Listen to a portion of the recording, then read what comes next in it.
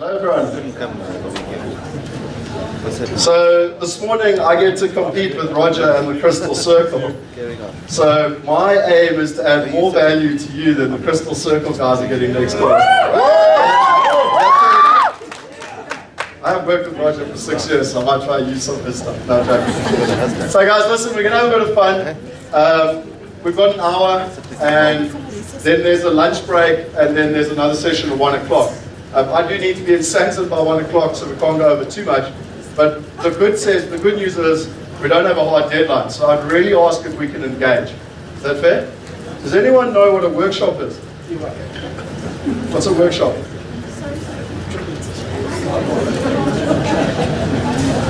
So a great statement I was given once is that you come here thinking that I'm going to work and you're going to shop. But actually really it's where you engage your brain. So let's start off. Who is Robert Wayne? Ronald Wayne, sorry, Ronald Wayne. I told you, you thought you were coming here Monday morning just to listen. So come on. Anyone? I'll give you a little surprise. There's a little logo in the top corner.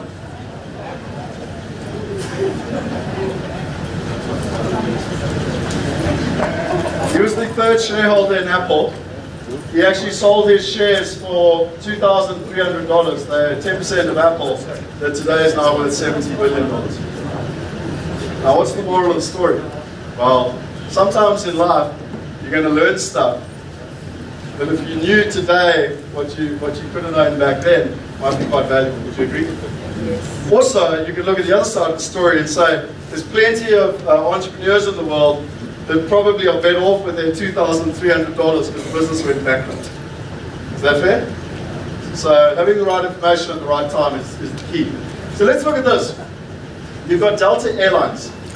And I don't know if people know this, but it's the oldest airline in the world. It's been going since 1924. It's got 80,000 employees. It's in about 334 cities, 66 countries. And what's interesting is its valuation is 17.9 billion, of which 10 billion is aeroplanes. You compare that with Uber. It's got 11,000 employees. It's been going since 2009. Its valuation is, well, this is an argument, but anywhere from 50 to 68 billion. And what's fascinating is that it is in 74 countries and 768 cities. Marriott Hotels, the oldest hotel group in the world, the biggest hotel group in the world. It has 697,000 beds. It's got in the region of, again, about 80,000 employees. And its valuation sits in and around 26 to $29 billion. What's fascinating, you compare that with Airbnb. Does anyone know how many employees Airbnb has? 5. A little more than 5. So it's actually interesting. When you look on Wikipedia, it says 1,400. I have found upwards of 6,000, so it's somewhere between the two. But what's really interesting with this company is that they have 3 million bed nights. So Marriott, 679,000, 3 billion. Its valuation is $31 billion. So what is happening? Why are these tech companies, why are these values being created? I mean, let's just look at this quickly. And I just want to share with you a little live diagrams. Look at what's happened since 2014. So since I was in Bali with Roger, look what's happened over the last 3 years in terms of tech valuations, tech companies.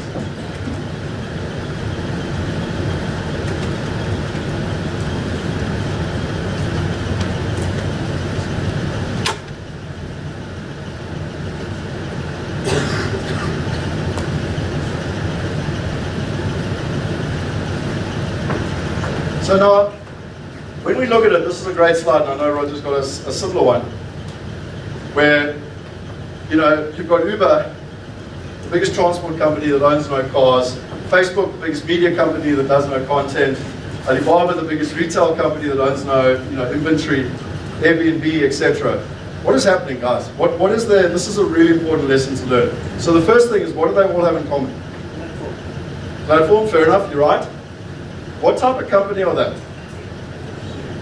They are a tech company, but it's deeper than that. Share. Crowd-driven. Crowd-driven, share, they're all right, but there's one word I'm looking for. Risk. Risk, exponential, data. They're data companies. The value is in the data that they have built. Is that fair? So the first lesson, hopefully for all of you, is that all of us, if we want to create value and make money, it's about data.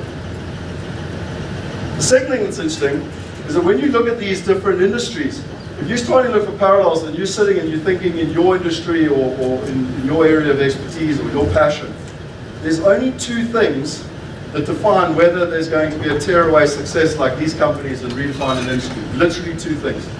The first one is that the experience, the user experience, the customer experience is a really horrible experience. Like catching a taxi, was it a fun experience? Anywhere in the world. You know, literally in South Africa, you would phone the taxi organization, they would phone the driver would find, you know, blah, blah, blah. 2 hours later, you're lucky if the car picked you up. I mean, even I used to use Goodfellas. Anyone still use Goodfellas? You know, the point is that took 2 hours. And then the one time, my friends didn't want to leave at that time, you know, etc. It just wasn't a pleasant experience. Uber turns up, and we've got real-time transport. The second thing is cost, where there's a bunch of middlemen, and it's very inefficient and very costly. So again, think of the taxi industry. Can we agree it was very inefficient and very costly? Like you see how something like Uber has changed that. Now look at all those other companies, and you literally look for those two things, and you will find the same opportunity. So if you look at Maya with Cash Cloud, okay, in banking. Who likes their banking experience? Seriously, who here loves their bank? Okay? And secondly, you know, is it easy and are there like low costs? There's not. Can you see why banking is going to be disrupted? Like guaranteed. You see, it actually starts to get pretty easy. So let's go to the next level. And for me, what about this industry? A $13 trillion industry. How many of you like buying houses, renting houses, investing in commercial property, dealing with management agents, broken toilets, tenants that don't pay, governments that back tenants and not you? It's fun, isn't it? And obviously it's really, really quick. And how long does it take to buy and sell a house in this country? 3 months, 6 months, depends if it's Christmas or strike time. And then there's, you know, very low costs on there. We don't pay estate agents and lawyers a lot of money to do this transaction. You see how logical this becomes? So I'm not saying it's going to get disrupted. Like, I guarantee you it's going to get disrupted, whether it's us or someone else. Same with, you know, Cash Cloud. It's guaranteed going to happen because the customers are frustrated and they want a better solution. The other thing that's interesting is that when you look at it, there's really two major things that are happening. We've got a technological disruption, but we've also got a cultural disruption. And what I mean by that is that on the one side, technology is enabling things to happen, but on the other side, people culturally want to take control of their financial destiny. I mean, I really applaud each and every one of you, because whether you've got your own company or whether you work for someone else, it's still Monday morning and you're in this room. Like, there's probably some place that you should be if you had, you know, it's Monday morning, basically. Am I right or wrong? That's what I mean by the cultural disruption. People want to take control of their own destiny. They no longer want to trust their government or their financial planner, no disrespect to financial planners. But the point is they want to take control of their lives. Is that fair enough? And this is what's really happening. And then the next thing is that people want globalization. So in South Africa, when I stand here and I say to you guys, look, would you like to invest overseas? Who in the room would like to invest overseas? Who thinks it's a bad idea? Who thinks they've got no idea? So what's interesting is that if you're in America, not one American thinks you should invest out of America. In fact, I've had Americans tell me that why would you invest outside America? Whenever we, you know, catch a cold, the rest of the world gets flu. Like, they're very arrogant about how wonderful America is. So in the emerging world, it's actually really easy to explain to people why you need diversification. I'm from Zimbabwe originally, half my family's from Zim. I still have 3 farms in Zim. No one needed to teach me about diversification. But yet, you know, when you're in the first world, you know, people haven't necessarily thought it yet. But what's interesting is you take Brexit into account, you take Trump into account, you take North Korea into account, you take hurricanes into account, and it doesn't become very wise to have all your eggs in one basket.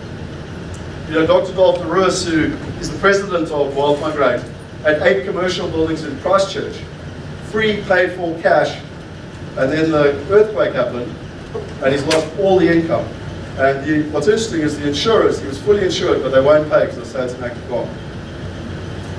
Diversification. In 1 square mile, he had 8 commercial buildings. Now, you know, that's a very clever thing to do, supposedly, until you have one earthquake. So I want to share with you a little video here. Can we just put the sound on, please?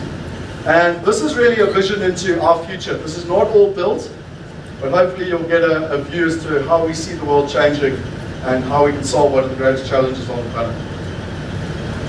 We'd like to introduce you to a revolution unlike any other throughout the history of mankind. This is a wealth revolution, and it's going global. Did you ever think that you'd be able to benefit from the only real, time-honored investment mankind has ever known? Real estate. Real estate investing has only ever been accessible to a small percentage of the world's population. This is no longer the case.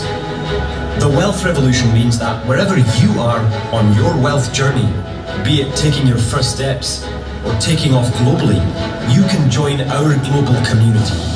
A community of real estate investors just like you. The Global Wealth Group is experiencing exponential growth, and wealth has never been this accessible. A truly global wealth revolution.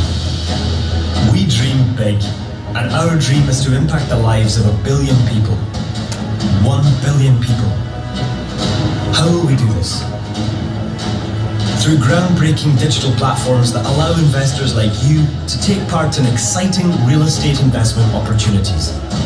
These opportunities are waiting for you everywhere, anywhere, worldwide. Now you can invest in real estate with any amount of money, from the comfort of your couch or your internet device. Introducing our global brand ecosystem. WealthE Create, WealthE Migrate, WealthE University, the Wealth Movement, and the WealthE Coin, which unlocks the entire ecosystem. WealthCreate.com is a platform for those taking their first steps on the wealth journey.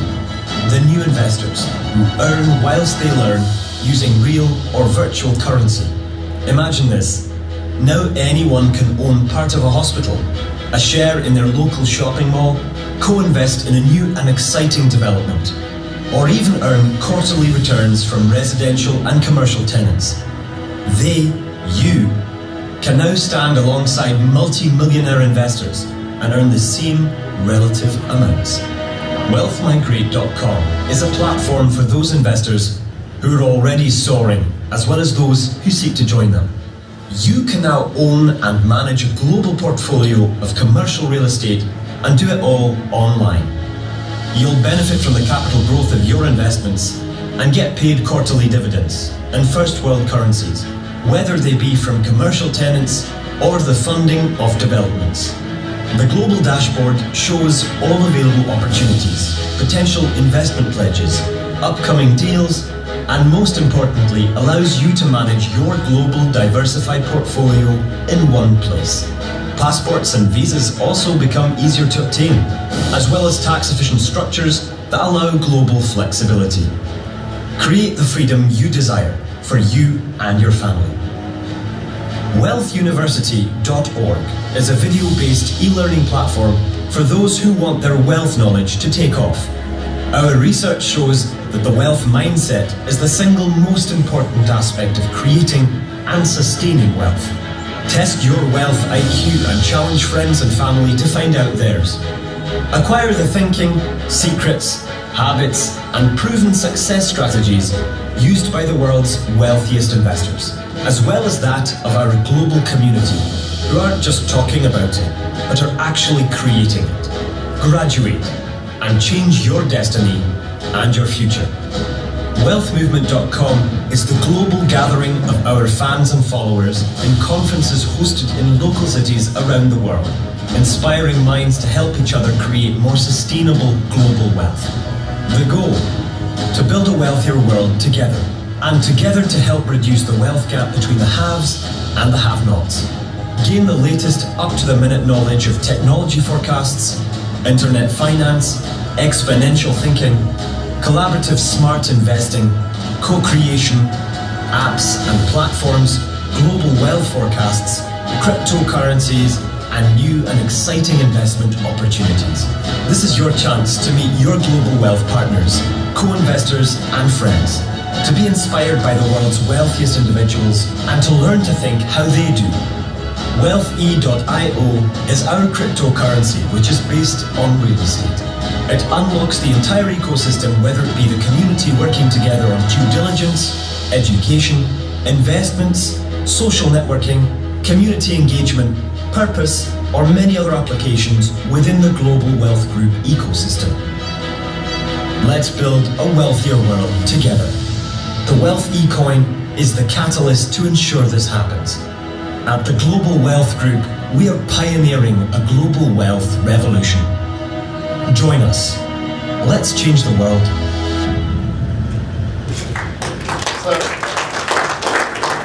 I want to give some credit here. I really think that it's a real honor and privilege to be part of the whole team here, because that vision became a reality in Bali. It was a reality for many years, if not even decades, in my head, but they actually helped me turn it into Roger and Sandra and the team, into being able to put it on paper, which enabled digital people to be able to make it real. Does that make sense? So I was never able to explain in 5 minutes what we were going to build in the next 20 years before I did that 3 years ago. So let's go back a couple of steps as to where it all started.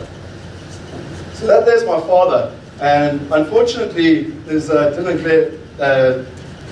Glenn are in the room, and actually went to university with my dad. But unfortunately for my father, you know, he went to school, he went to university, he became a chartered accountant, which, as you know, in this country is right up there with a doctor and God.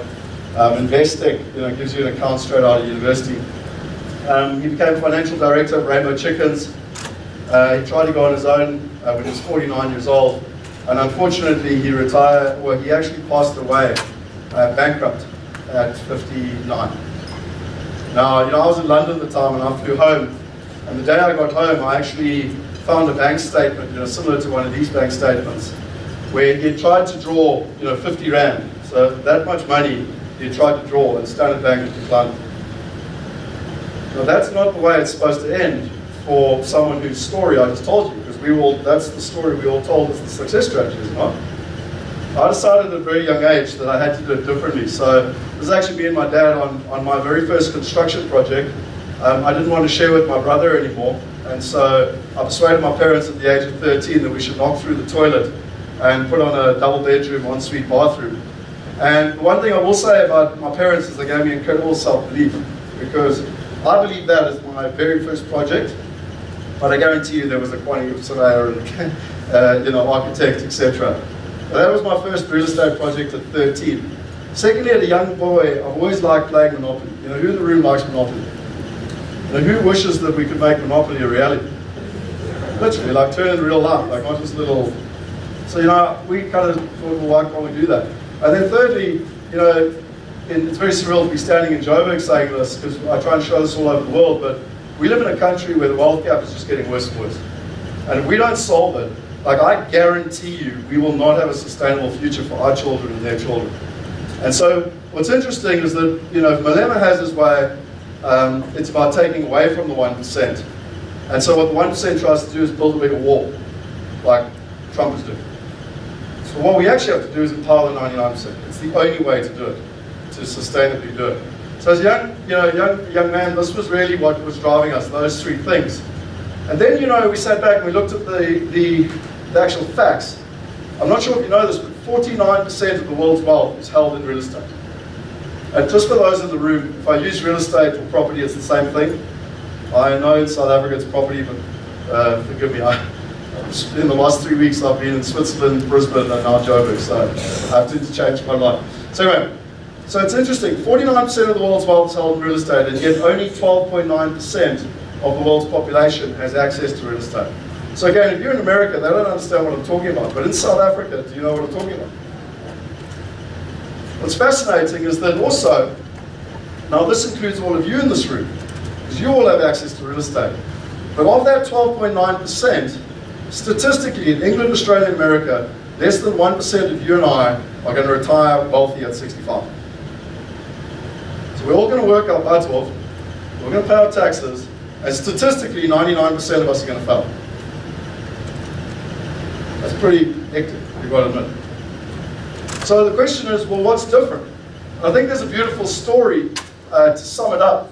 And just before I go there, you know, we looked at it and we said, well, clearly there's something happening. I mean, the Credit Suisse report came out recently. And in the first 8 years of the 21st century, the wealth gap was actually closing. But since the GFC, the crash in 2008, 2009, it's now got 10 times worse than it was. Can anyone tell me why? There's one reason why.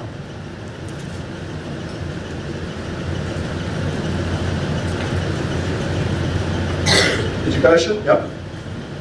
There's one fundamental reason when it comes to wealth. Assets grow faster than income growth. So salaries go up slower than assets appreciate. That's it, full stop. And wealthy people invest in better assets. The 1% invest in better assets than the 99%. It's literally that simple.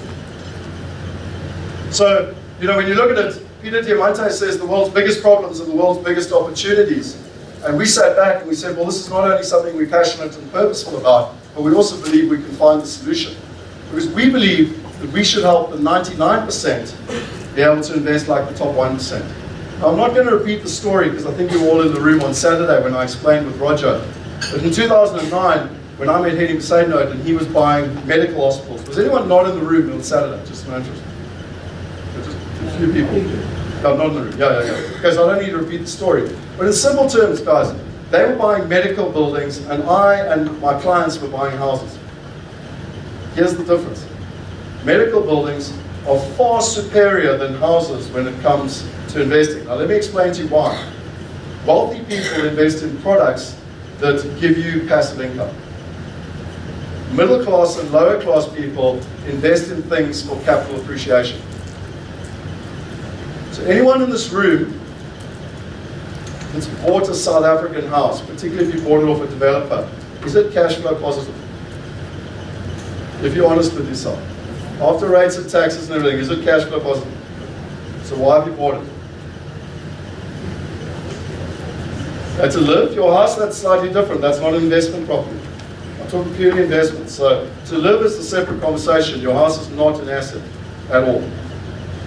So do you see where I'm going? I'm sorry, I'm being very direct here. We're all buying houses for capital appreciation. And yet wealthy people are buying commercial property not for capital appreciation. They're buying it for passive income. And remember what I said. Doctors never go out of business. They stay in premises for a very long time and they sign very good long-term favorable leases. So do you know our partners in America during 2008, 2009, the property market, the residential property market in America lost between 40% and 70% depending on what city you were in. That was the residential market. Do you know how many tenants my partners in America lost in the medical commercial space? Not one. Now that's interesting, don't you think? Because what's interesting there is that their income didn't change at all. The capital growth might have gone down, technically, but their income didn't change. So what were wealthy people doing in 2009 and 2010 while everyone else was trying to survive? They were buying. Who were they buying from? They were buying from middle-class people that were chasing capital growth. They're starting to notice. This stuff is not difficult when you start to understand it. So we wanted to provide technology to allow people to invest like the top 1%. We want to make investing as simple as a swipe of a finger, and we want to make it from as little as $1. Now again, all over the world they get asked, well, $1 is not going to change people's lives. And I say, yep, it won't. But it'll change your habits. And I promise you, change your habits, you'll change your financial destiny. So again, I said this on Saturday. I'm interested in helping every single one of you. But really what gets me out of bed is when we can get it down to $1 and we're helping the people that are serving us the food at lunch. Because when we do that, we can fundamentally make a material difference on this planet. The current system's broken. You know, you and I are over there as the investor, that's the investment. Can anyone tell me how many middlemen there are in an average property transaction?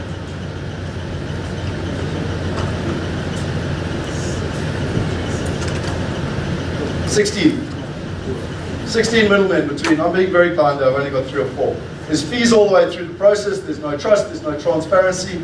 Because of the high fees, there's very little returns and ultimately no alignment. We decided to change that. We decided to say, well, why can investors, you and I, not just get access to the best opportunities around the world? And why can the best property partners not get access directly to global investors?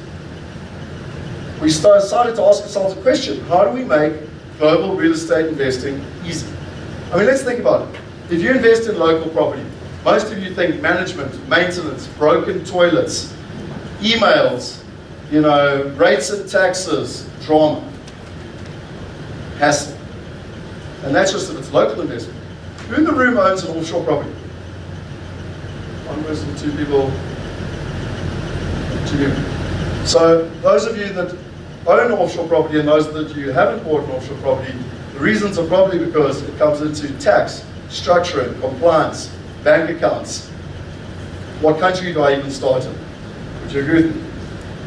So we decided to, through the platform, allow people to invest. So I'm just going to stop this thing jumping up and down. We decided to help people invest literally in a couple of minutes. Oh, which one's bouncing?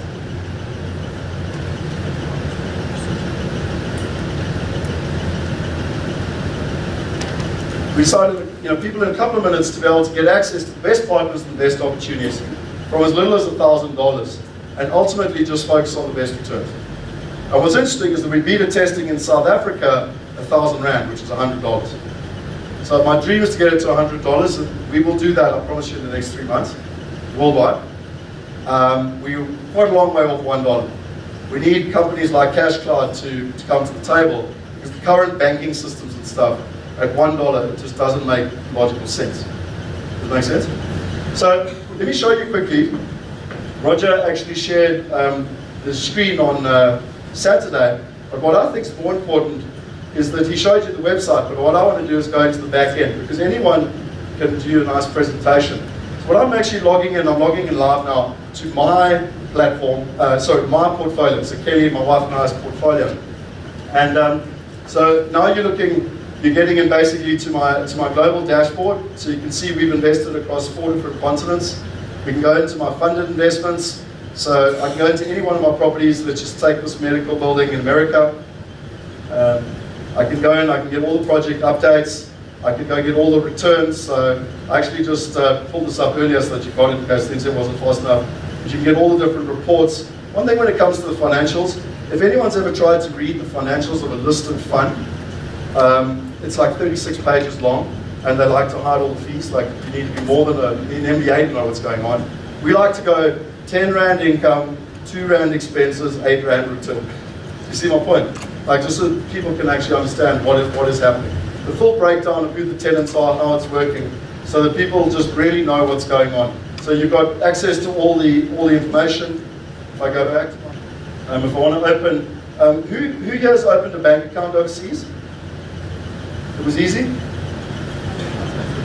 When you were living there, fair enough. I'm talking when you're living in South Africa trying to open a bank account overseas. Anyone try it? Is it easy? Okay, so let's just go here. Let's fund my wallet now. So I can fund my wallet through Sable ETF, which is basically, Sable's one of the companies we work with in this country that can do move money much cheaper than the banks. PayGate, you can use your credit card, and or BitPay. So if you think that Bitcoin is at too high a level now, you can invest in the properties using Bitcoin. Now, what's interesting is you can fund your wallet in pounds, dollars, Aussie dollars, or rands. You'll see I don't have much money in my wallet because it's a Barclays bank account, and it earns virtually no interest. So whenever I get a return, I put it straight back into properties. This here is Roger and the team's resort. So with their permission, we're actually beta testing a buy-sell option. So this is what's called the secondary market. So the number one problem with direct property, can anyone tell me? Liquidity. Like if you buy it and you suddenly need money, you can't sell it. So what we're doing with the buy-sell option is that people will be able to get all the benefits of direct property, but should they need the fees for the money for whatever, there's going to be a buy-sell. Now please understand, this is beta testing at the moment. It's not guaranteed buy-sell. Like, it's still simple, willing buyer, willing seller. So please, when I'm standing on stage, hear me very clearly.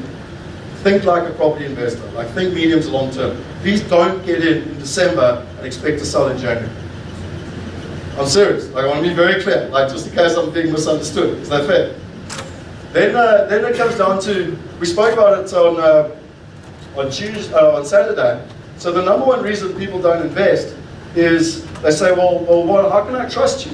Like, if I give you $1,000 or $10,000, in this case, my wife and I invested $50,000, how do I know that if I give you the money, it's actually going to go and buy the assets, whether it's in South Africa or overseas? Can you agree with that? Yes? So there's two ways we did that. One is what we call the old school way, which is we've got a listed, regulated exchange. So the Seychelles is one of the top 15 exchanges in the world. We plugged and digitally integrated in with the Seychelles. So you can actually go and use this tracking number here, and you can go to Bloomberg, and you can literally see that you're listed, like, it's called a listed security. You own it. Like, you can see it exists right now without any third party. Personally, I think that's very old school. And what I'm much more interested in is blockchain. So you can see here what you've invested, you can see the fees you paid, the taxes, etc. Then you go into blockchain. Again, I'm doing it live for you. This is pretty geeky, but this is the sort of thing that only Siraj gets excited about. But this, no one ever cares in Uber how the back end of Uber works, but we actually did this on purpose so that people can see this. So you're actually witnessing, probably a lot of you in the room, blockchain in real life for the first time. So this here is called a hashtag. The most important number here, can you read down the bottom there, is 58,326. So that number there, 58,326, so that's confirmations. What's really important is that if I want to walk into the deeds office, so you know if I go on, what have we got in this country, private property, Prop 24, Lightstone, I can go on and see that my house is registered in my name. Would you agree with me? It takes about 3 months if I'm lucky from even when transfer happens. But what's interesting is I can go into Block Cipher, which is one of the backbones of Bitcoin, and I can now, we're walking into the digital deeds office, and we're actually going in, and you see there, 6+ confirmations. That basically is confirming I own that asset. Now, let's go back to real estate in South Africa. How long does it take to buy or sell a house in South Africa?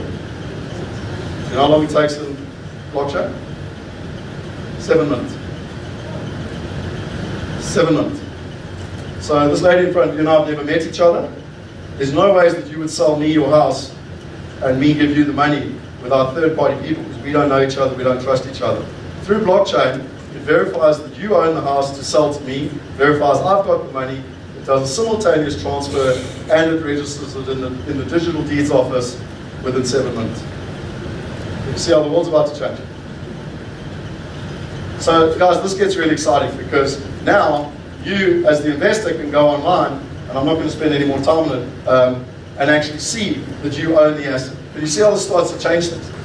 It's all about trust. Roger talks about social commerce, and how blockchain is the foundation of the social commerce. That is why. So, there's 4 steps. You know, you can sign up in a compliant way, any country you're in.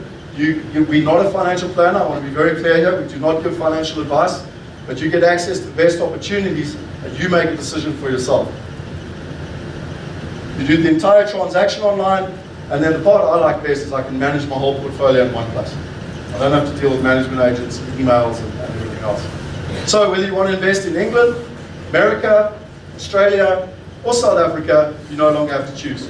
You know what's interesting, whether you want to invest, so that's my first house I bought in London. I was 24 years old. You can see there the dates, 2002. It was a little flat there in Wimbledon.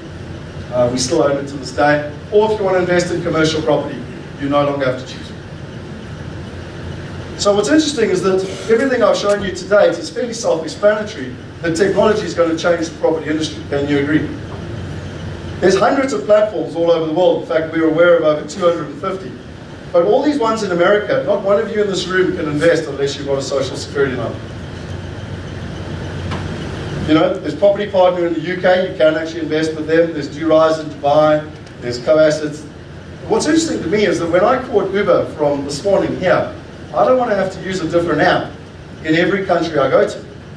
And even more so when I have my investment portfolio, why would I want different investments on different platforms all over the world?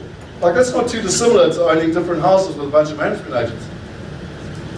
And what do we all want? We want a simple, easy, hassle-free life, don't we? So we decided to go out there and build a platform where people could have global diversity in one place.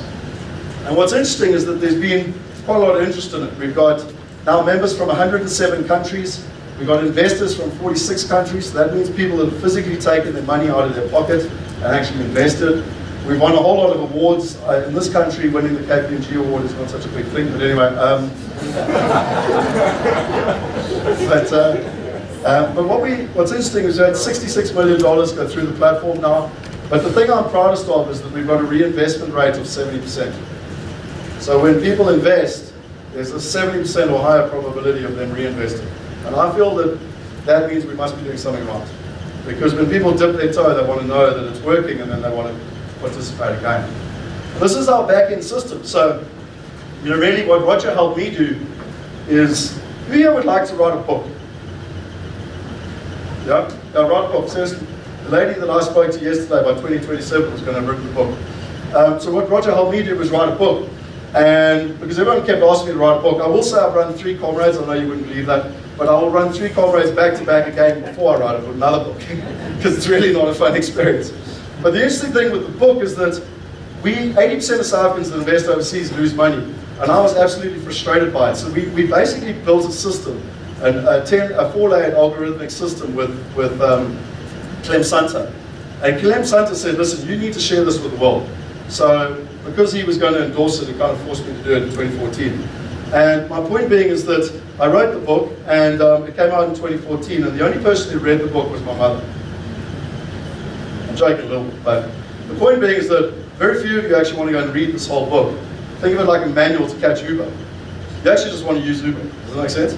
So I could bore you with all the back-end systems of how we look at currency, the different countries, the financial structures, how we choose the partners, the cities, how we do the due diligence. Or I could actually just honestly tell you that we've built algorithms and we're using more and more big data and AI, like Suraj was showing you, to help people know where to invest, when to invest, what to invest in, who to invest, and how to invest. In simple terms, that's what we call smart investing. Can we turn the volume up, because I want to make sure people listen to this. We built this all on the blockchain. And Roger spoke, I don't know what wave it was yesterday or the day before, but blockchain. Do you know that the blockchain is going to have a bigger impact on your life than the internet itself? Let me repeat myself. The blockchain is going to have a bigger impact on your life than the internet has over the last 20 years. Let me show you a 2-minute video which I believe explains the blockchain the best I've ever found. This is the seller. This is the buyer. This is the middleman. Cutting out the middleman can be a great thing, unless you're the middleman. And there are a lot of middlemen or intermediaries out there. Entire industries, such as payments or securities clearing, have evolved to rely on them. Why? Because they establish trust where there is none. They establish ownership, that the seller has the right to sell what's being sold. They attest to history, that there is a clean transaction history. And they certify ability, that the buyer has the money to buy it. All pretty critical details when you don't know the person on the other side of the transaction. Intermediaries know and trust one another. Their business is based on it, so they have more to lose than gain from breaching that trust. But what if there were a better, cheaper middleman, one that didn't add as much cost, complexity, and chance for error? There might be. It's called blockchain, and it has the potential to disrupt the entire ecology of intermediaries. It's a distributed ledger that relies on large networks of computers that redundantly encode transaction data by solving complex mathematical equations. The secure ledger provides an inviolable record. If the history of an instrument is incorruptible and available to all parties, there's no need for a third party to vouch. Blockchain is proof of ownership, history, and ability in non-centralized encrypted form. It's fast, transparent, and free of error. The question is not whether blockchains can cut out the middlemen in complex transactions, but rather which middlemen and when. Anyone sitting there as a middleman a little bit worried right now? I was that person. I built RPS from 2004, and the more I learned about technology, the more I realized it was only a matter of time until we were gone. And so like I joked on Saturday, we decided to Uber ourselves before we got Kodak. So it's not too late, but it will be in 5 years, I guarantee it. The next thing that we did was, it was really important to go out there and get some of the best in the world. So, on the board side, most of you in the room will know private property. Justin Clark started private property in 1997. He's built marketplaces in 18 different countries. Juan Freeman also is out of Joburg. Joyce Koppler is one of the top 10 ladies in America in the fintech space. Paul Niederer, that guy down the bottom left corner, he actually started the oldest equity crowdfunding platform in the world, or ran the oldest equity crowdfunding, and he's actually known around the world as Mr. Compliance, which is I answered on Saturday when the guy asked about the FSP. Dr. Dalton Roos, most of you will know his book, Real Estate Riches. Henny Besano and Peter Fenstra are the two very wealthy men that I met back in 2009 on the medical deals. And then for those of you interested in Bitcoin and blockchain and what's happening, David Orban was the very first person in the world to own Ether. So I know what I just said doesn't mean anything to half of you, most of you. But Richard Titus is a Bitcoin whale, and Michael Turpin has done over 64 ICOs, including Ethereum. And they're all helping us with our coin. In terms of, so our whole philosophy has always been go out there and get the best in the world. Roger has been an advisor to us for years and years to the board. Now I want to look at just some of the deals. So again, everyone can talk hypothetically, but let's look at real results. So this is a medical deal that we bought. It's a portfolio of 7 buildings. We bought it in Atlanta in 2014. It's a $16 million deal. You can see the total deal size price in the top right corner there. The total equity we had to raise was just short of $6 million. The projected return was 8.3%. Sounds very much like my voice. And then you've got the internal rate of return. I don't have time today to go into all the details of the returns. There is a presentation I did with Robin Banks literally last week, which was a 3-hour workshop on real estate, including the value chain of real estate and everything. I'll upload that onto YouTube, so just go to my YouTube channel and you can watch it. I don't have time to go into the details, that's fair. But what I want to show you is that the returns on this portfolio over 3 years have been 10% cash on cash in US dollars. This one is 11.22%, this one is 8.49%, this one is 8.29%. Like I said to you, people can all invest through Bitcoin. Now what's interesting to me is can anyone in the room tell me in America what the average American REIT is paying? So REIT is a real estate investment trust, call it a property fund. Can anyone tell me the average return? 6%? 3%? 4%? 3 to 4%. So the number I've got, they say 3 to 4, the number I've got is 4.75. It doesn't matter. Can we see it's all in the same genre? How can we pay between 8 to 11%? Are we cleverer? Is UCT a better university than Harvard? None. None of the above. It's literally down to one thing only. What is it? Fees. Middlemen. It's literally that simple. We had a client literally on Friday afternoon, actually it was Martin Freeman, who's been investing with us for 3 years. And he said up until he met us, he was told by Investec and everyone else that to get a return in a first world country, if it was more than 4 or 5%, it was dodgy. Seriously, that's what he was told. So I really wanted to just highlight for you why this is so important. And then the next thing that gets exciting is like, did you ever think that you would be able to invest in commercial buildings like this? So this is a big medical commercial in Atlanta. You can invest for $1,000. This is another medical commercial that we're buying in Atlanta as well. This company, by the way, is Richmond Honan. They've been in business for 42 years. They've had an average occupancy of 96% over 42 years. They've got $3 billion on assets on balance sheet. Why do you think they want to partner with us? Anyone? Do you think that we're just getting the crap no one else wants? There's 3 reasons they're investing with us. The first one is that this very establishment we're standing in 10 years ago, if it wasn't on TripAdvisor, it didn't matter. Today, it's not on TripAdvisor, it's not in business. Would we agree? So the first thing is, the forward-thinking property people are realizing it's time to go digital. Secondly, they realize that their caption pool has literally been Atlanta and the big property, Wall Street money. Why can't they allow all the investors globally to participate? And thirdly, and probably the one I'm most deeply passionate about, is they love our purpose statement to empower 1 billion people. And they're like, why can't we help make that happen?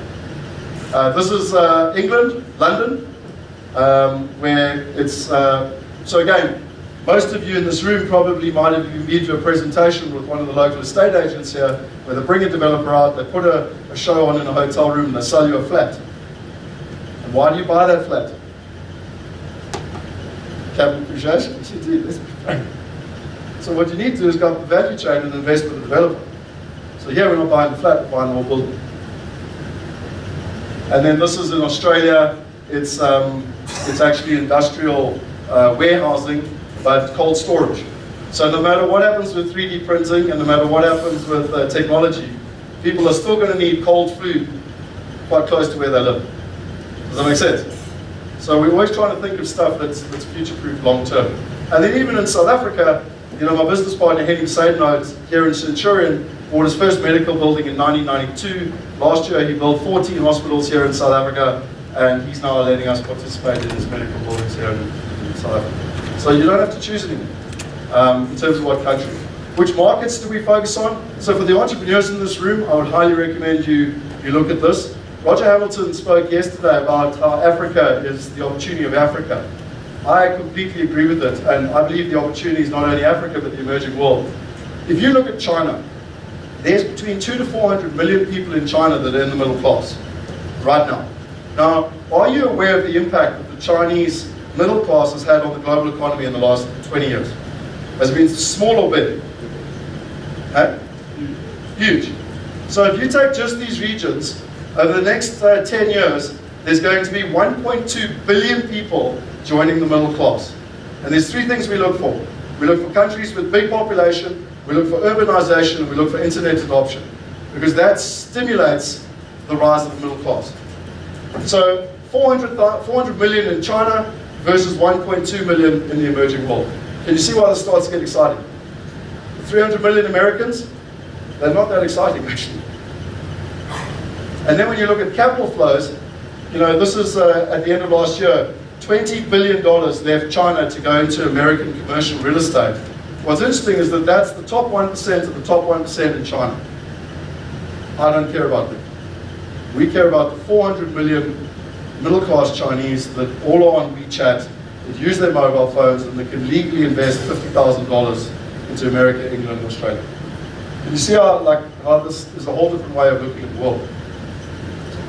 Whenever technology disrupts an area, it does three things. And just conscious of the time here. The first thing is that it cuts out the middleman. The second thing is that it decreases the costs. And the third thing is that it increases the trust, the transparency, and the accessibility. So again, let's think about Uber. Did it cut out the middleman? Yes or no? Did it decrease the cost? Yes or no? And did it increase your trust, your transparency, and your accessibility? Like, how many of you had a private chauffeur before Uber? Do you see my logic? It's the same in every single industry. So what's fascinating is that Roger asked me to speak a bit about exponential organizations, and we spoke quite a lot about on Saturday about funding. But if you're going to build a platform, you go through this, what they call the J-curve. And it's basically called, the J-curve's the nice language. This here can be called the valley of death. It can also be called the valley of pain. I don't care what you want to call it, but in the old world, you would build a linear business, and the moment you had some money, you would hire more people, and you'd get resources, and your graph would look quite linear. If you're building an exponential technology company, and if you're building specifically a platform, you have to invest in the platform, and ultimately your costs are more than your revenue. Now, if you think I've gone completely mad, my board still thinks I'm mad, but this is fact. Like, you need to get peace with the fact that you have to go this way. And if you don't go this way, you will fail. Because there's no way to go slowly and win globally. Does that make sense? So when you look at the real estate industry, where tech has come along, I mean, you've all heard of Airbnb. I don't know if you've heard of Zoopla out of the UK, Auction.com out of America. All of them within a 2 to 7 year phase literally went to billion-dollar companies as the technology completely disrupted the market. What happened in crowdfunding was quite interesting. In 2014, they changed the laws in America. This was the very first company, Realty Mogul, to get investment of $9 million. This was the second one. Fundrise got $31 million in investment. What was fascinating is that about 8 months ago, they did their own IPO. So initial public offering, like Roger spoke of. They went to their community, and does anyone know how much money they raised? So sorry, just quickly before they do, they kind of said, look, the problem is that most of us only get to benefit in an IPO once it's Amazon or Facebook. We all know we could have made a lot of money in Uber or Airbnb. You don't really want to be in a complete startup no one's ever heard of. So why not get involved in a, in a high growth company at an early stage? And they raised $93 million in 2 days.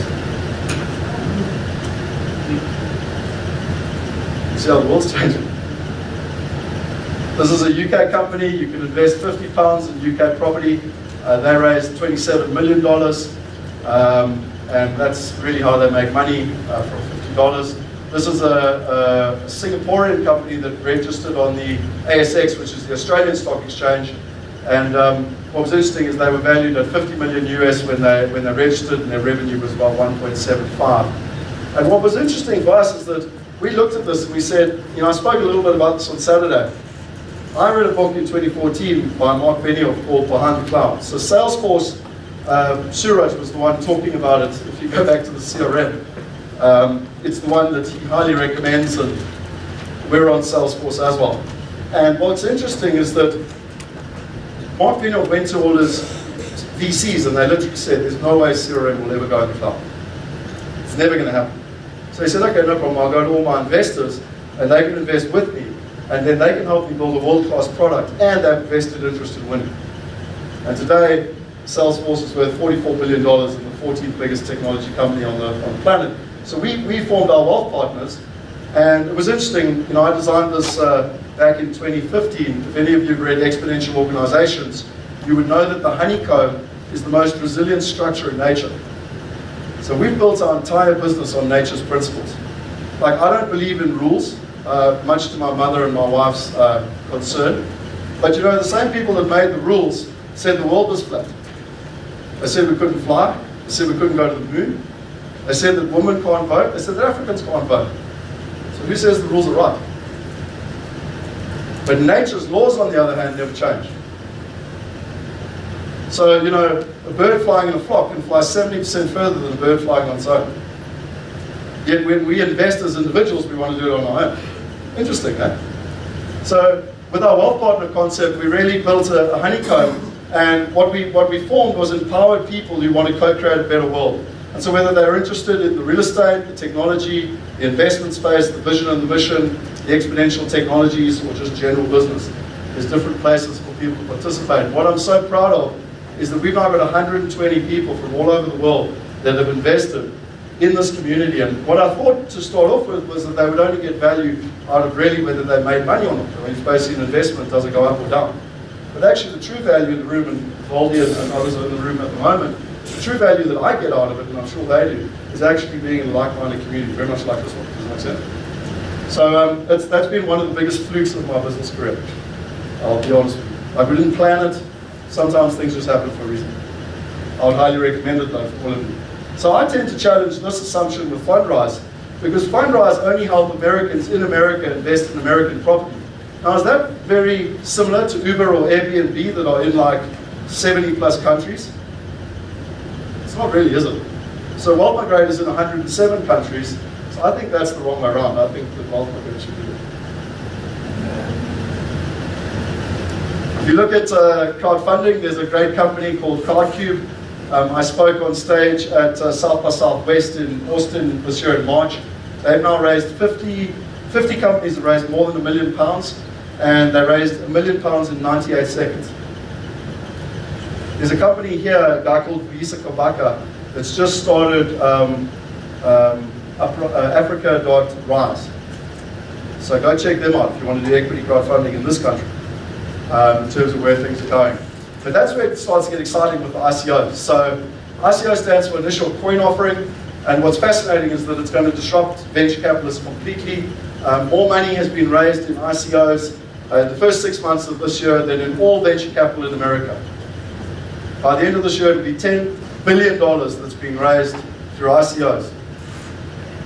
I don't know if you're aware of this, but if you had put 10,000 euros into every single ICO this year, 90% of them are probably going to fail. But if you put your money into the good ones and the bad ones, your return would be 13 times 2x. So do you think you need to know a little bit about ICOs, yes or no? Both on the good side and the bad side. Because if you invest in the crap, you're going to lose money. So if you're interested, we've got a webinar on Wednesday night with Richard, David, and Michael Turpin to talk about what's happening in ICOs around the world. You're all invited. Just go to wealthmigrate.com and you'll get the details. And I highly recommend you need to learn what's happening. And really that brings me to something that I'm probably most excited about at the moment, which is where Bitcoin is something most people have now heard of. Most people, if they haven't invested in Bitcoin, wish they had, but no one knows what the value of Bitcoin actually is. And so we tend to say, well, everything that is good about Bitcoin could be better if it was based on an asset class everyone understands. So whether you're a rice farmer in China, a rickshaw driver in India, a goat herder in Africa, or an investment banker in New York, I guarantee you, you know the value of real estate. Whether you have access to it or not is a separate conversation. So can you see how to get mass adoption worldwide, you need something that people can understand? Yes or no? So, you know, Bitcoin's lovely, but the average person's got absolutely no idea, even how to participate in it. But imagine if all the real estate globally had the benefits of blockchain in a cryptocurrency where we actually held a store of value, and most importantly, it doesn't have the volatility. So for the traders in the room, bottom of the curve, you love the volatility. For the rest of us, we actually like a little bit of stability. Seriously, mass adoption needs stability. So our coin will not be able to fluctuate wildly because it's based on real estate, and the value of real estate doesn't fluctuate wildly, up or down. Makes sense? So that's what we are launching in the new year. And like I said on Saturday, we're actually in the process of a pre-launch as we speak. I'm off to Japan next week. And we're going to launch on the 15th of December because that's the day that the Bill of Rights came into action in 1791. We believe it's time for a democracy of wealth. So this is how we truly believe it's going to happen. What's fascinating for me is that if you look around the world, there's a whole bunch of ICOs in the real estate space. This lady, I met her personally. They raised $16 million in the end. She's never left California. So, you know, I do believe that in the ICO space, the fundamentals of business don't change. You know, do you have a business and do you know how to make money? Do you have a team that knows how to execute no matter whether the market goes up or down? And thirdly, do you know how to build supply and demand? And talking about that fancy coin, but no one knows about it. Does that make sense? So, you know, these are some of the metrics that I was telling you about earlier, which we are very grateful for in terms of what's happening. And equally, when you look at it, what's more exciting for me is that, and again, Roger and the team deserve a lot of credit for this, is that it's now getting real traction. I mean, you can see we're actually growing by 1.93% per day, or just short of 64% per month over the last 12 months. This is transactions, so that's where people are actually physically investing. And obviously we're kind of halfway through Q4 at the moment. And then, you know, last year we earned $1 million, and this year we're on target for over $2 million. So, you know, what's interesting is that the next thing, there's another book I would highly recommend for all of you called Upstarts. So please do yourself a favor, go and read Upstarts. And it's the true life story of Uber and Airbnb. And what you've got to do is once you've built something that people want, you've got to roll it out around the world, just like Uber did, just like Airbnb did. So you can see here, as we've rolled out to different regions, what's happened is every time we've had a different version of the platform come out, and we've also had a substantial increase in deal flow through the platform. So that's why in the last couple of months, I literally have not been at home, because we've now got a team on the ground in the UK, we've got a team on the ground in the UAE, we've got a team on the ground in America, and we've also got a team on the ground in Australia, basically. And what's exciting for us, and again, this is hopefully a really good lesson for those of you that want to expand your business around the world, is that what I learned from that book is that when Uber went into a country or a city, they had a triangle. So you need to figure out what's your triangle, what are the 3 most important skills you need. For us in our space, the first person was we needed a platform Fintech compliance person. The second person was we needed a supply person, a real estate, someone who understands who the good people are and how to get good deals. And then the third person was demand. Like, you've got to drive demand. Does that make sense? So that's not right for all of you, but in your business, you need to think, what's the triangle that you need? Once you've built a good core base, what's your triangle to expand? Is that fair? So, really in conclusion, I just wanted to say, I've spoken about a lot today, and I know it's a lot of information. And so what I want to do is just kind of finish off with it really simplified. You really have 4 options going forward when it comes to what we do. The first one is that you can start your journey investing in real estate. Whether you want to invest in South Africa, or England, or America, or Australia, it doesn't actually matter anymore. What I love most is you don't have to bet the farmhouse anymore. You can just get started. The thing I like is you can also learn while doing. You know, you don't have to go read a book or anything. You can learn while doing. You know, you can actually experience whether you want to invest in medical or if you want to invest in houses. You can do it now. You can learn while doing. Also for your children, you can now invest if they're under 18. So my son is 5 years old. This year he will not get a fancy toy. Well, that's if I get my way, if my wife gets her way. But anyway, but the point being is it's actually far more valuable for him to start real life investing at 5. You see what I'm talking about? You can invest in the WealthE coin. So, like I said to you, if you literally go to the website, wealthe.io, we'll keep you up to date. We will be doing a pre-launch on the 15th of December with the main launch next year. You can join our partner program. So that's really very similar to what Michelle stood on stage and spoke about. It's all built through Salesforce. If you're a real estate company or a financial planner or someone where you got clients and you think they would like to invest overseas, we digitally track the entire thing. In the real estate industry, if you give me a client normally, I sell a house to them, I will pay you a referral once, if you like it. Am I right or wrong for the real estate people in the room? But what's interesting, I mean, I know Glenn knows one, and what's interesting is that once is that 90% of the time you end up in court and you won't get paid at all. So for us is that we learn from Roger and Suraj and them, everything's digitally tracked, that client remains your client for life and you get paid every time they invest. And it's completely transparent for you and for the client. So if you're sitting here and you're a client, you know that they're getting paid, but you find because it's a small amount of money and it's sustainable. Is that fair? And then lastly for us is what I've spoken about with our wealth partner community. It's not for everybody. It's by invite only. We tend to run it a bit like a golf club.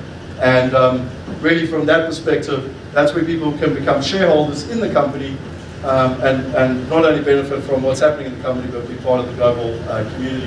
And what we actually did before the pre-launch is that we went to our wealth partner community and we said, listen, we don't want you to have to choose between investing as a wealth partner and or getting coins. So we actually made a cap of $3 million, which we're pretty much nearly there now. We're at about 2.5, 2.6, where people actually can invest, they get shares and coins, like they don't have to choose. So if people are interested in that, just chat to me afterwards. I can take people that are interested through the financials, the background, how it all works. I'm not too interested in doing that today. So that's been the growth of the organization over the last couple of years, but I always like to map it against Salesforce. And if you look at where we are, we haven't even got off the runway in 2017. We're sitting down there in terms of the growth and what is happening. So I want to leave you with a closing thought. This year is my wife and son, and Jonty is 5 years old, and we're playing Global Monopoly. And he's learning at a very young age to own greenhouses and red hotels and earn a passive income is what we call smart investing. His dad, with an incredible team, has turned that childhood dream into a reality and now has invested on 4 different continents with a mixture of residential and commercial properties, diversified across countries, currencies and asset classes, and sometimes invested as little as $100. It's what we call smart investing.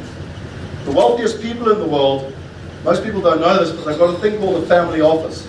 And what a family office does is that it looks at you bespokely, like what are your personal needs for you and your family. It looks across the world for the best opportunities and it matches the two together and it ultimately creates generational wealth. It's what we call smart investing. And our question, when you take wealth dynamics and all the knowledge we've got around people today, our question is, why can we not put smart investing in every single person's pocket? And I truly believe now, with the advent of cryptocurrencies and blockchain, technology at large, that we can now turn that reality, or that vision, into a reality. And so I applaud every one of you that while you're in this room today, if you go back to that gentleman I spoke about from Apple, what you've heard today can never leave your ears or your brain. And you've really got three options. One is that you can ignore it. Two is you can take action. And three is you can do something even better, which is, I believe it's our responsibility, every single one of us in this room, to not only do something about it ourselves, but actually to let other people know that technology is changing the way we invest, and we fundamentally can solve the greatest challenge on the planet. So I really want to thank you all.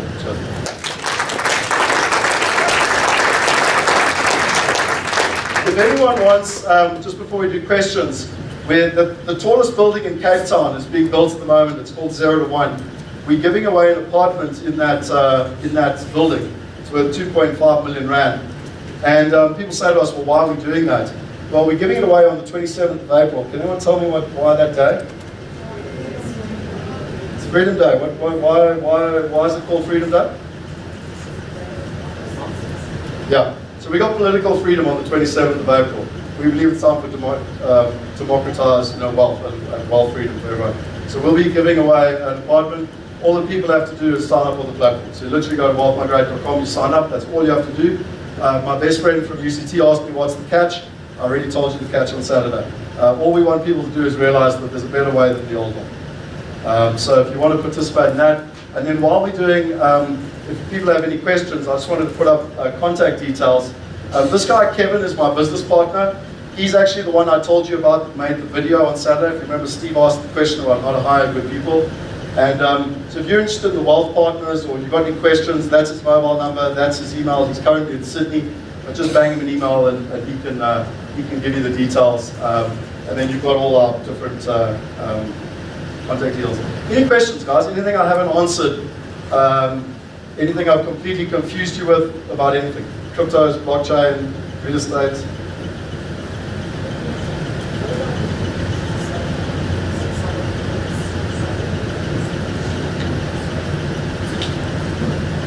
The question was, what are the implications of South Africans investing offshore?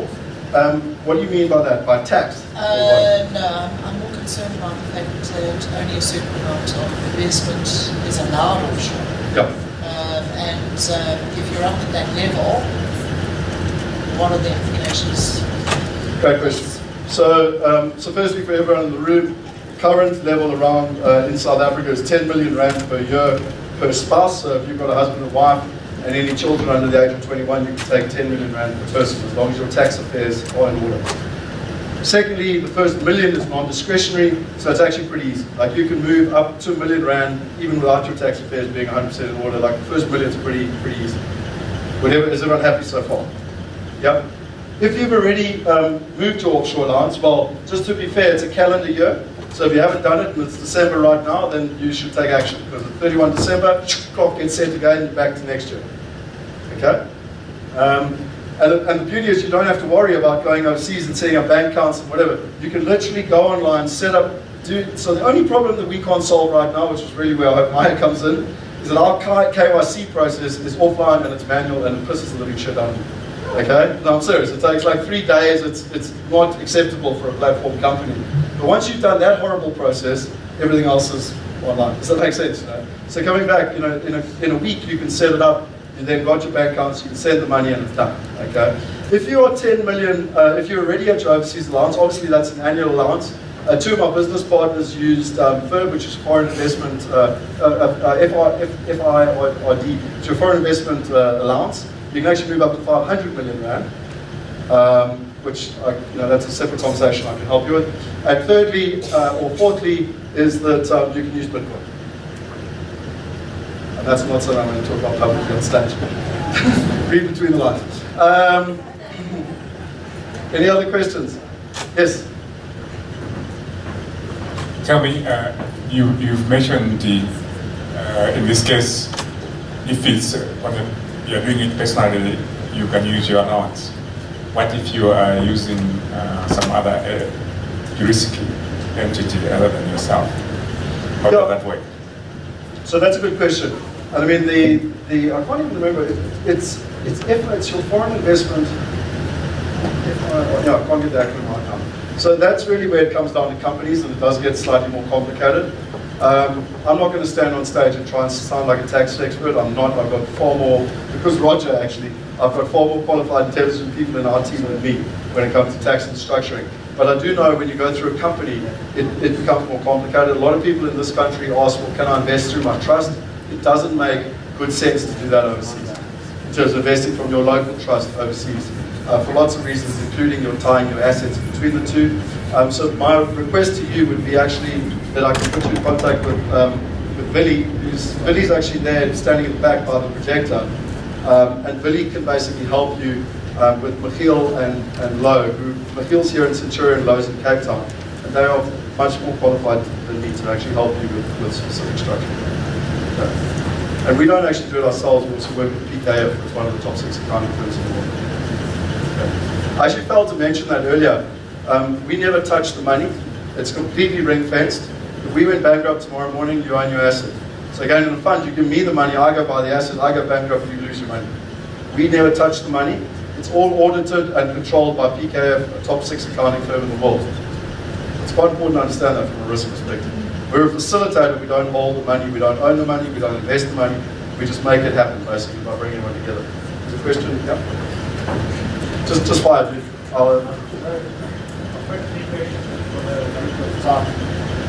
So I've got 3 questions. For the limit of time, you can choose which one you want to answer. So firstly, your point that you developed the blockchain yourself, or did you base it on another blockchain? That's one of the stuff just for interest sake. And then you mentioned something about business to other countries, making it easier. So I travel quite a bit and I understand the problems of visas, especially to the US, etc. And then probably my main important question is there a difference because your points value is based on the property portfolio in general? That's what's backing the value of the coin, where the other points don't have value, so I understand that part. But what's the difference between investing in the coin and investing in a property, in one particular property? Would it be more beneficial to invest in one asset on your platform, or to invest in the coin that's based on the total portfolio? Cool. So they're all 3 good questions. Look guys, if you don't want to stay for questions, because it's lunchtime now and we've got 1 o'clock, I've got no disrespect if you want to leave. I'd rather just answer questions if they've had, I think all 3 questions were good. So please, if you're bored and you hate me and you don't like what we're doing, go at lunch. I'm serious, I don't care. So just in terms of your first question, in terms of the blockchain, we actually built it on open source and very much on the Bitcoin protocol. At the moment, you saw we're using block cipher. We are building the second version on ECR20 basically, ERC20, which is the Ethereum backbone. I can actually take you through the whole structure. We've got 6 levels of the blockchain we want to build out. We've only built layer 1. But it's the conference you were saying on Wednesday. Correct. We'll go into much more detail. And my business partner was actually here, Jakob Moritz, and again, he's far more intelligent in that space. In terms of where we're going. That was your first question. Your second question was on visas and passports.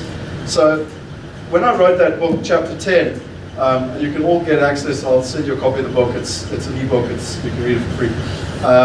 Chapter 10, I looked at 16 different countries. There's not one country on this planet that gives you the ability to buy a house and get a passport that's a good investment. I want to be very clear there, okay? Like I live in Knysna, I have a boat outside my house. The boat, every morning I wake up and I go, this is a good asset, this is a good asset. But no matter how many times I say that, it's not a good asset. I bought the boat for fun, let's be frank. Okay, so if you buy a passport in a country to buy a passport, then be clear with yourself, you're buying a passport, but don't kid yourself it's a good investment. Is that fair? And I'm not saying it's a bad thing, I just want people to be aware of what they're doing. The third thing is there are some opportunities, like in America you can do an EB5, it's $500,000. You get a green card, you can do it. Now that's interesting because that actually is a good investment, and you do get a decent return with it, and you get a passport. And Hilda was on stage yesterday. She's done that, and she's off to America. through that process. So that's what we mean by, for sophisticated investors, there are ways to do it. There's a way to get into Australia, and we know people, we don't do it ourselves, but we know the right people to help people with that. And then the fourth thing that I actually think is even more important is that I believe it's more important to become a global citizen, both in your mindset and for your children. Because honestly, guys, if you've got a skill set and you've got value and you've got first world assets paying your first world income, you have the flexibility to live anywhere you want in the world. I know you think you might be trapped in South Africa, you're not. Like when you own first world assets with a first world income, you can literally pick your life up and you can move somewhere else. If you own, we've got businesses ourselves, Australia and America, your businesses can employ you. So there's ways to do it, like, you know, in terms of, but I honestly believe it's about having a global mindset first and foremost. And that can start with $1,000. You don't need $500,000 to get started. Does that make sense? And your third question was, just remind me again quickly. Oh, the coin, yeah. Sorry. So what's really important, again, and I could talk about, is the ICO thing interesting to people? Like, do you want me to talk a bit more about it? Okay. So what's really interesting is that I've been on an absolute crash course in the last 6 months. And I've always believed in life, like if you want to get wealthy, hang around wealthy people. If you want to get successful, partner with the best in the world. So don't go try to find the best in South Africa, go find the best in the world.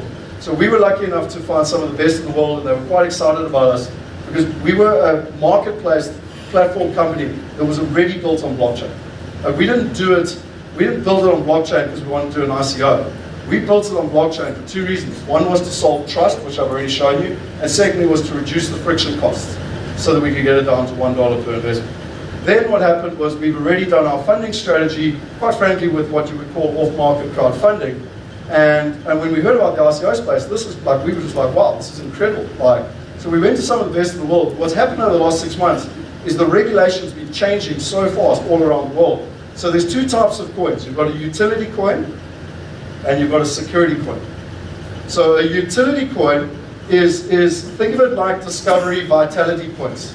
You know, like it's all about engagement and using it. So there's a test, again, I don't know how much detail you want me to go into. There's a test in America called the Howey test. And that ultimately determines around the world whether it's a security or not. And there's 4 different levels to the Howey's test, but the most important thing is, under the Howey's test, it's a security if someone invests and can sit on their butts and do nothing and expect a return. It's basically passive investing. If someone has to actively be engaged, then they're not passive, can you see? And then it's utility. You're with me so far, I haven't lost you yet. So our strategy was always to work on a 20-80 principle. 20% of our coin was always going to be based on the utility. Badges, engagement, ecosystems, getting the community to be participating. Like a lot of people, when they think of due diligence, think that you're going to have all these grey-haired people sitting in a room with an investment committee making a decision. Which is better, the Britannica Encyclopedia or Wikipedia? Wikipedia. You've got to admit it is. It's more up to date and it's more accurate. So why do we think that an investment committee running a property fund or REIT can make a better decision about a good investment versus a crowd? You see where I'm going with this? Okay, so no disrespect to any middle-level bankers, but most middle-level bankers hate their job, and no one really, like, they feel disrespected, whatever. Like if they could go home at night and actually like do due diligence and win badges and get significance, like, do you agree that that will actually be, and get paid for their time? Do you think, can you see a future where this is going to change? Okay, so then that would all be engaged and they would be paid in coin, in wealthy coin. So that's all the 20%. Okay. Then 80% of our coin is going to be a store of wealth, which is based on the real estate. And that's just black or white, it's real estate, yes or no. But now let's be frank, what I told you about the Howey test, that's a security 100%. Can you see it? It's a security. You sit on your butt and you get paid, it's a security. So what's interesting, if you're thinking about doing a coin, right now there are no exchanges in the world that allow you to have a security coin. And a coin and a token is the same thing, so don't worry about the difference. So if you launch a security token right now, you will have no liquidity. So if you invest, you can't go to an exchange, there's nowhere to buy or sell the thing. So what we decided as a strategy is that we were always going to work on the 2080. It's about 12 months away from the exchanges allowing security tokens. So what we're going to do is we're going to work, our strategy is a 2080 principle, where we're going to launch the WealthE coin. The first 20% will be based on the utility, and 12 months from now, plus minus once the exchanges open up, we'll bring the security component to it. Do you understand the logic? Because it's to everyone's benefit, because it actually unlocks the system. So if you're thinking of doing an ICO token coin, I would highly recommend what I've just said there, because it's not what we're doing. You have to do it because of regulation, basically, around the world, including the FSB and every other jurisdiction. Is that fair? Cool. Let's do one more question, because I know people need to go get lunch. Okay, two more. Last two questions, and then we're done. Yep. Sorry, just quickly. Did that answer your question? Yeah. Cool.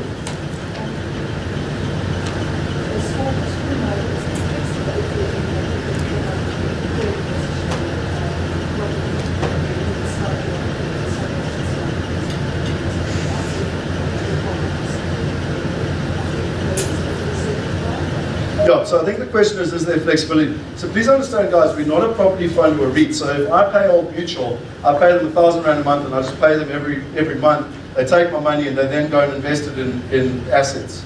Would you agree? Is that right? Okay, we're not that, because you're not giving me the money. So when a building, like one of those ones I showed you, when it's full, it's closed, it's done. There's no way to get. So the thing is that you can have the financial discipline, and we're building the tech at the moment so we can actually create debit orders. But that debit order won't go straight into a property, it'll go into your account. And then with your account, you can decide what you want to do with it. Does that make sense, you know? So with the WealthE coin, once it launches, it will be on the exchange, and you'll be able to trade it either on the exchange and or on our platform. But they'll be effectively, fundamentally, two different things. Do you know what I mean? And then it'll be really your choice as to what you want to do with it. Does that answer your question? Yeah, so you get to choose, basically. I think it's the most important lesson I want to try and get across today, is that the world has fundamentally shifted from people wanting someone else to make decisions to us actually taking control of our destiny. But with that comes our own accountability as well. Like, you know, if you invest in e-resorts and e-resorts goes down, you can't come and scream at me or Roger, it was your decision to invest. Do you know what I mean? Because there's no middleman telling you it was a good idea. And I'm not saying it's bad, like any project has risk, let's be frank. Does that make sense? Yeah. There was one more at the back there, yeah? Hello, sorry. So you mentioned we buy a property for capital appreciation and not for passive income. So is this a passive income model and you get monthly returns, or is it also a capital appreciation model? That's a great question. So the answer is that it's actually both, but you're investing primarily for the cash-on-cash return. So you're getting paid your quarterly dividends. So what I mean by a dividend is every month, every quarter the tenants pay a rent, and we split up the rent and it gets paid to you. It's literally like how it works. But you also get the capital growth. You own the building. So when we exit in 5 years, so I told some people outside this, every time you buy an asset, you have to have an exit strategy. So one of our strategies here is that, you know, and that Henny came up with, we buy buildings where the amount of equity required is $1 million, more than $1 million, less than $10 million. And the reason being is that more than $1 million is too much for the small guy, and below $10 million is too small for the big guy. You see the logic? And again, I don't have time today, but if you look at the value chain of real estate, the way people make money in property is by selling to a fund or a REIT. That's how you make money.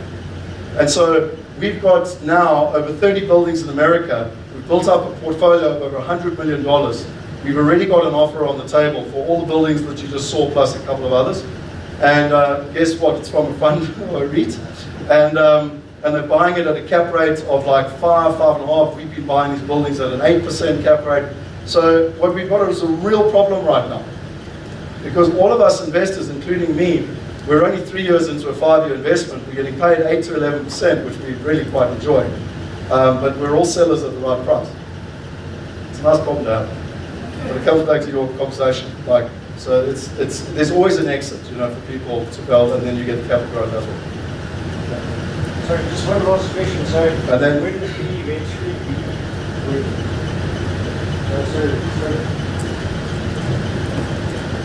Sorry, do people get in? So what stops us from eventually overinflating the property above the value of the property and becoming like a stock or overvalued stock? Basically what's happening to Bitcoin now, where there's more value in it than where there's actually intrinsic value. So you're asking the question, I think, on twofold. One is on the secondary market, where people are willing to pay more for the shares than the value. We're trying to figure that out. Remember I said it's in beta testing. because we want to keep the best parts of direct property and not get into that. Like, so people invest in a fund or a REIT, most of you don't know it's got more than a 70% correlation with the stock market. So you think you're investing in real estate, you're not. It's got a higher than 70% correlation to the stock market.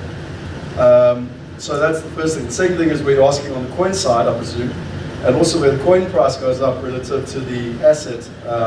And I don't have the answers for that either, because we're working on it. So what we do believe is that, I suppose it's like investing in Amazon right now. You know, if you take the average PE ratio, then you would say the value is this, but people are willing to invest at that. And I think what we're probably going to do is you don't want to manipulate the market, because you're not a market maker. But what is important is that people must always know what the intrinsic value of the real estate is. So let's say the coin is worth $1 and the real estate value is only worth 40 cents. They get in knowing that their worst case scenario is 40 cents. That's our gut feel. That's a work in progress. Cool. We need to wrap up, guys. I'm getting into lots of trouble here. So if you want my details, are also at the bottom there. You've got my mobile number and my email. I'll just stay at the front here if people want to ask questions, but I actually know that you want to get us out of the room, man. Yes, and if everyone can come back by 1. Yeah. No, we have said. So 1 o'clock. Oh, and lunch is not provided today.